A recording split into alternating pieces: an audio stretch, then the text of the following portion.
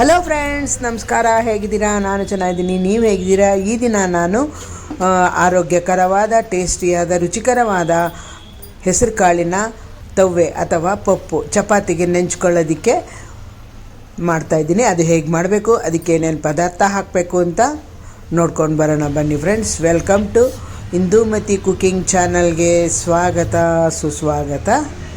ಇವಾಗ ಇದು ಹೆಸರು ಕಾಳನ್ನು ತವ್ವೆಯನ್ನು ಹೇಗೆ ಮಾಡೋದು ಅಂತ ನೋಡೋಣ. ಮೊದಲಿಗೆ ಒಲೆ ಮೇಲೆ ಕುಕ್ಕರ್ ಇಟ್ಟಿದ್ದೀನಿ.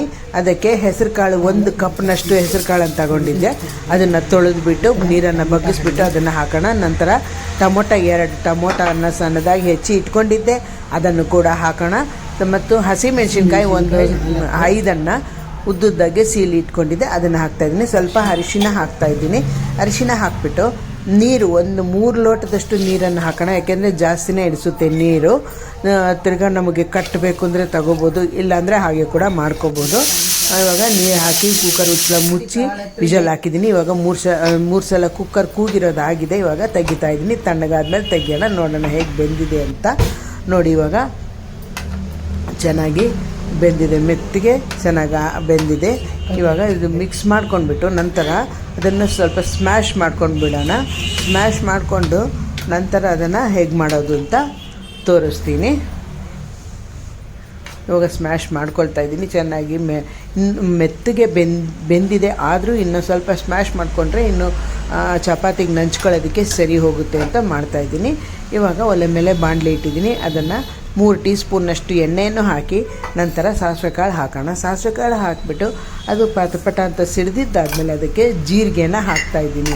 ಜೀರಿಗೆ ಹಾಕಿಬಿಟ್ಟು ನಂತರ ಒಣಮೆಣ್ಸಿನ್ಕಾಯಿ ಒಂದನ್ನು ಚೂರು ಮಾಡಿ ಇಟ್ಕೊಂಡಿದ್ದೆ ಮತ್ತು ಕರಿಬೇವಿನ ಸೊಪ್ಪನ್ನು ಹಾಕ್ತಾಯಿದ್ದೀನಿ. 2 ಹಾಕಿ 1-2 ಸೆಕೆಂಡ್ ಫ್ರೈ ಮಾಡ್ಕೊಳ್ಳೋಣ. ಫ್ರೈ ಮಾಡ್ಕೊಂಡಿದ್ದಾದಮೇಲೆ ಅದಕ್ಕೆ ಇವಾಗ ಬೇಯಿಸಿ ಇಟ್ಕೊಂಡಿದ್ದೀನಲ್ಲ ಆ ಹೆಸರು ಕಾಳು, ಟೊಮೊಟೊ, ಹಸಿಮೆಣ್ಸಿನ್ಕಾಯಿ ಎಲ್ಲ ಬೇಯಿಸಿ ಇಟ್ಕೊಂಡಿರೋದನ್ನು ಅದರೊಳಗೆ ಹಾಕೋಣ. ಅದರೊಳಗೆ ಹಾಕಿಬಿಟ್ಟು ಮಿಕ್ಸ್ ಮಾಡ್ಕೊಂಡ್ಬಿಡೋಣ.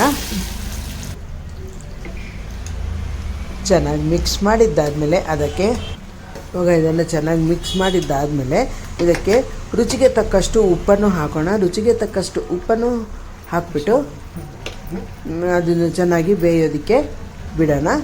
ಇವಾಗ ಅದು ಚೆನ್ನಾಗಿ ಬೇಯ್ತಾ ಇರಬೇಕಾದ್ರೆ ಅದಕ್ಕೆ ಕೊತ್ತಂಬರಿ ಸೊಪ್ಪನ್ನು ಸಣ್ಣದಾಗಿ ಹೆಚ್ಚಿ ಇಟ್ಕೊಂಡಿರುವಂತಹ ಕೊತ್ತಂಬರಿ ಸೊಪ್ಪನ್ನು ಹಾಕಬೇಕು.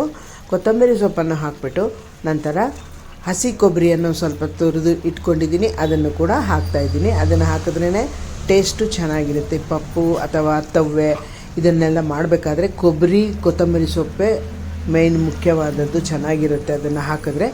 ಇವಾಗ ಅದು ಹಾಕಿಬಿಟ್ಟು ಚೆನ್ನಾಗಿ ಮರಳೋದಕ್ಕೆ ಬಿಡೋಣ. ಸ್ವಲ್ಪ ಗಟ್ಟಿ ಆಗೋವರೆಗೂ ಬಿಡಬೇಕಾಗುತ್ತೆ. ಇವಾಗ ಇನ್ನು ಬೇಕಿದ್ದರೆ ನಾವು ಇನ್ನು ಸ್ವಲ್ಪ ನೀರು ಹಾಕಿ ಮಾಡಿದ್ರೆ ಅನ್ನಕ್ಕೆ ಕೂಡ ಕಲಿಸ್ಕೋಬೋದು. ಇವಾಗ ನಾನು ಚಪಾತಿಗೆ ಮಾಡಿರೋದ್ರಿಂದ ಇದನ್ನು ಗಟ್ಟಿಯಾಗೇ ಮಾಡಿದ್ದೀನಿ. ಚಪಾತಿಗೆ ನಂಚ್ಕೊಳ್ಳೋಕೆ ಕರೆಕ್ಟಾಗಿ ಇರಬೇಕು ಅಂತ ಈ ಥರ ಮಾಡಿದ್ದೀನಿ. ನೀವು ಬೇಕಿದ್ದರೆ ಇನ್ನು ಸ್ವಲ್ಪ ನೀರು ಹಾಕ್ಕೊಂಡ್ರೆ ಅನ್ನಕ್ಕೆ ಕೂಡ ಆಗುತ್ತೆ. ಇವಾಗ ರುಚಿಕರವಾದ ಹೆಸರು ಕಾಳಿನ ತವ್ವೆ ಅಥವಾ ಪಪ್ಪು ರೆಡಿ. ಈ ವಿಡಿಯೋ ನಿಮಗೆ ಇಷ್ಟ ಆದಲ್ಲಿ ಲೈಕ್ ಮಾಡಿ, ಶೇರ್ ಮಾಡಿ, ಕಮೆಂಟ್ ಮಾಡಿ. ಈ ವಿಡಿಯೋ ನೋಡಿದ್ದಕ್ಕಾಗಿ ತುಂಬ ಧನ್ಯವಾದಗಳು.